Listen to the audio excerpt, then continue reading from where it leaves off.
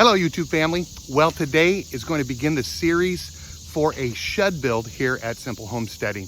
We're going to be putting in a 10 by 12 lean-to style shed. Never built a shed before, and my wife and I are going to work to follow some instructions that and plans that we downloaded off the internet. We'll put those in a link below where we got those from. They were free, and we're going to customize it just a little bit, and we'll talk to you along the way about why we're building this shed, seeing that we have a big 16 by 20 building out here in the back, and how we're going to utilize that building. But again, this is going to be a multi-series, this is going to be a multi-episode series on our shed build. So let me go ahead and just take you back and show you kind of what the rough layout's going to be and what we're going to use it for. We're going to have the 12-foot side this way with the high side of the lean-to in the front facing south. This will provide us the ability to not only get good sunshine for the greenhouse section of this shed that we're going to have. We're going to have a window facing south to get all the sunlight that we can have early in the spring. And it's also going to have this side of the front of the building with solar panels working to supply electricity that we're going to need to this shed. I've got basically the rough 10 by 12 outline done. I'm going to assemble my frame, square it up. I'm going to assemble it with screws, mark where my corners are, true corners are for square, and then I'm going to come back and drill. I'm going to rent a post hole digger and get these all drilled out, put in tubes, and then fill those with concrete to be the base for my shed. But the roof line is going to go past the back end of the shed as it goes down, because along the back side of the shed here, I want to be able to store my large equipment, such as my tractor, my cement mixer that we use more for mixing dirt than we do cement, as well as some other large aspects of equipment. But again, we'll show you this as we go along. But this is the rough layout. So what I'm going to do for now is just get this all squared up, or get this all built and squared up with screws, mark my corners, and then what I'll end up doing is disassembling this, moving it out of the way, because I want to keep these boards flat and this ground is not flat here. We're going to make things even with the concrete support posts that we put down into the ground. We're going to get that all even, and then we'll get the base of the shed built. Okay, so I have gotten my square built for my shed, 12 on the front, 10 on the sides, and I've squared it up. And what you do is you just measure the diagonals and make sure that they are the same distance from this corner to this corner, and from that corner to that corner. Now, I've done that, and all my everything is nice and square. So what I'm going to do is I'm going to take some spray paint, and I'm going to spray paint the corner on the inside and outside of each corner, and then I'm going to end up putting a post in the corners, which will give me my zero point, or my center point, for where I end up drilling my holes and setting my cardboard tubes to pour my concrete in. Now again, this is going to happen over several weeks to get the shed built.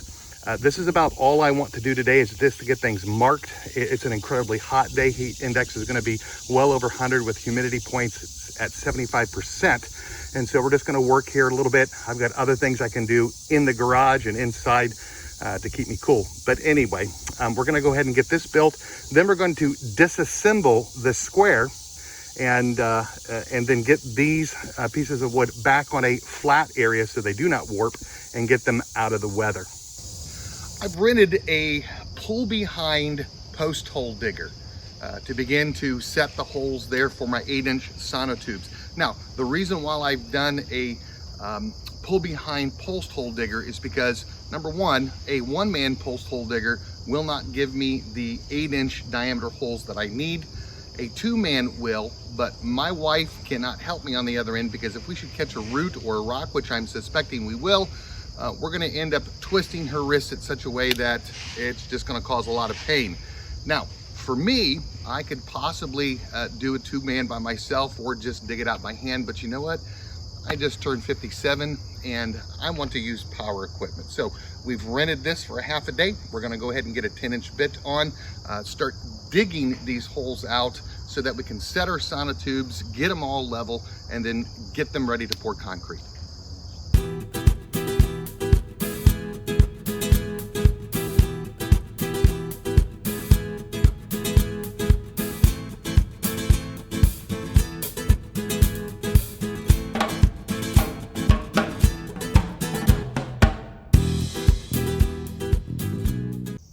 If you think you're gonna rent one of these and it's gonna go through the ground like a hot knife through butter, friends, that ain't happening.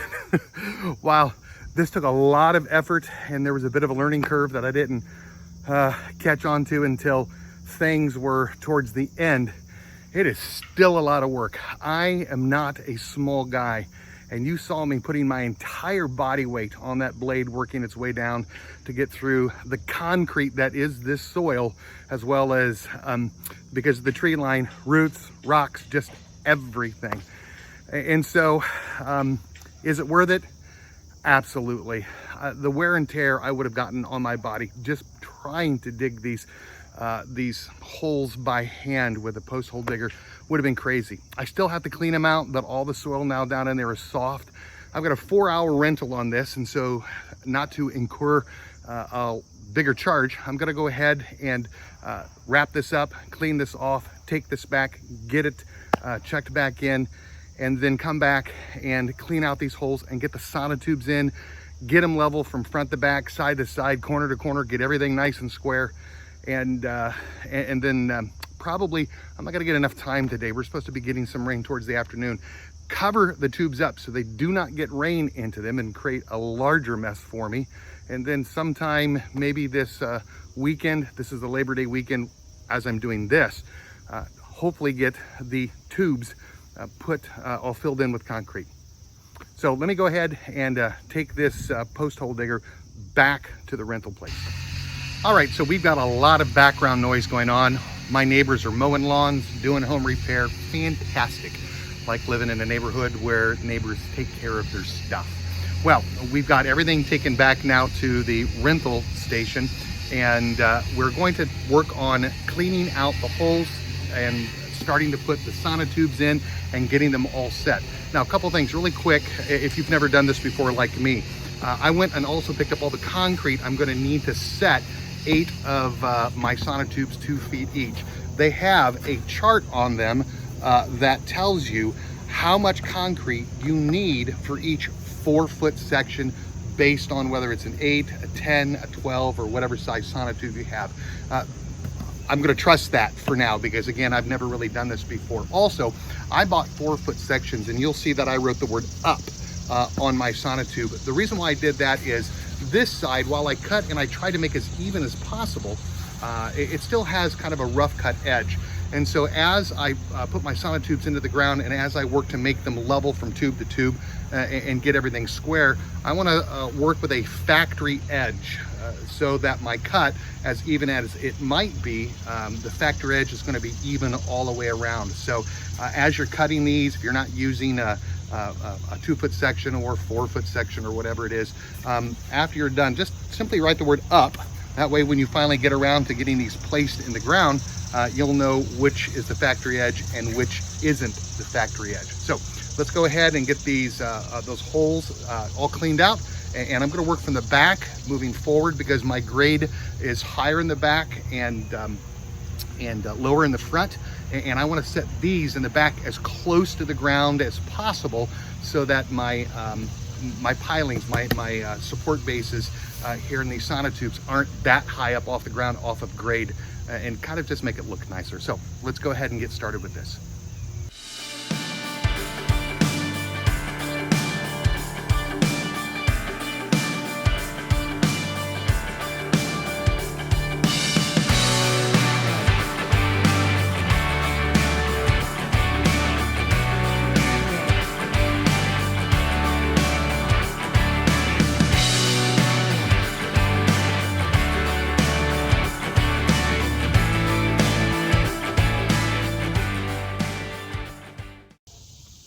All right, so you get the idea.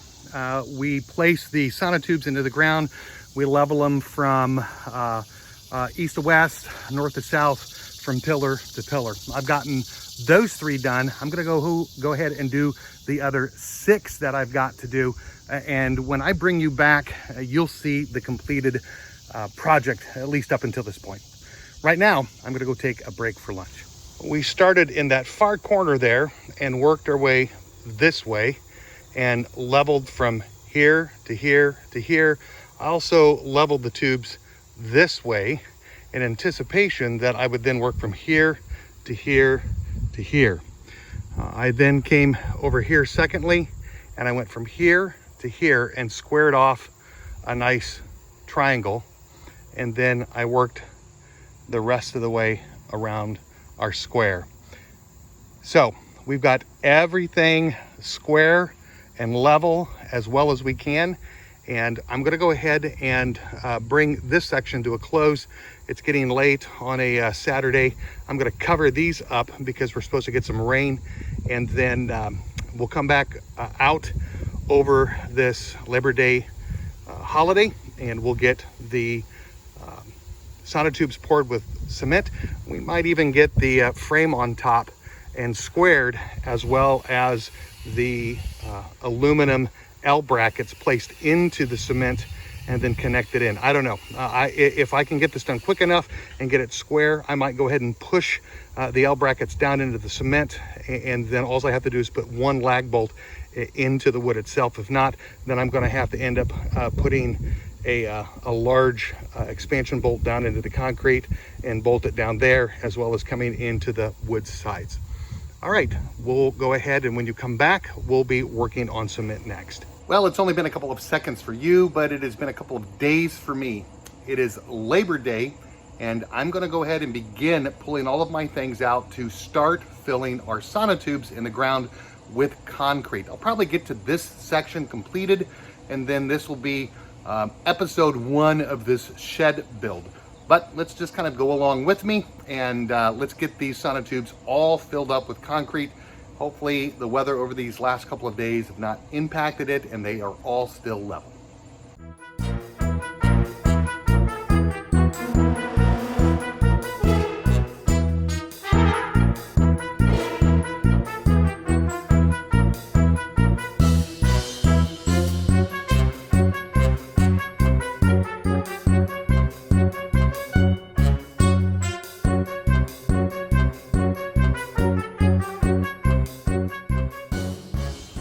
So the sonotubes are filled. We went ahead and assembled our outside square, our 12 by 10, where the joists now are going to run across it. Thanks to my wife for helping me get all of this done, even though her husband was a little grouchy as we did it. She's a sweetheart, shows grace. And let me go ahead and flip this around and show you some things. So while it might not look like it, it is square and it is level.